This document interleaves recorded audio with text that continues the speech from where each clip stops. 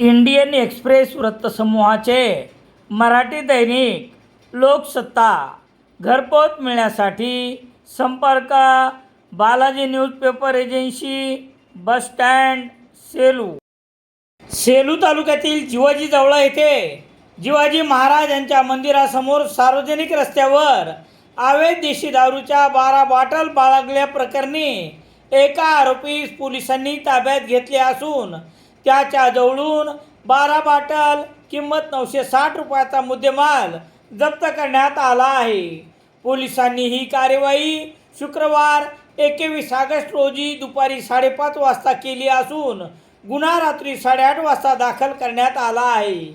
याबाबत पोलिसांनी दिलेली माहिती याप्रमाणे: सेलू तालुक्यातील जवळा जिवाजी येथे जिवाजी महाराज मंदिरासमोर राजेभाऊ हरिभाऊ भुजबळ वय 41 वर्ष हा इसम देशी दारू भिंगरीच्या 12 बॉटल किंमत 960 रुपये जवळ बाळगत चोरटी विक्री करताना पोलिसांना आढळून आला असता शुक्रवार 21 ऑगस्ट रोजी त्यास ताब्यात घेऊन मुद्देमाल जप्त करण्यात आला.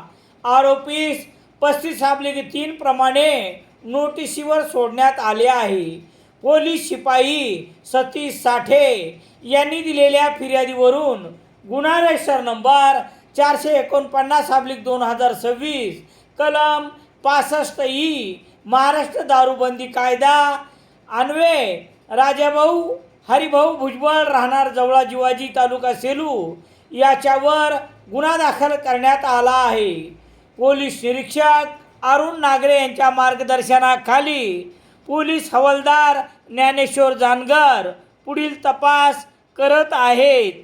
दरम्यान सेलूसह संपूर्ण तालुक्यात अवैध दारूच्या विक्रीने मोठे थैमान घातले असून पोलीस आणि अवैध दारू विक्रेते यांच्यातील धरपकडीचा लपंडाव असा नेहमीच चालू असतो. सेलू शहरात सर्व प्रकारचे दैनिके घरपोच मिळण्यासाठी संपर्क Balaji newspaper agency, bus stand, Selu.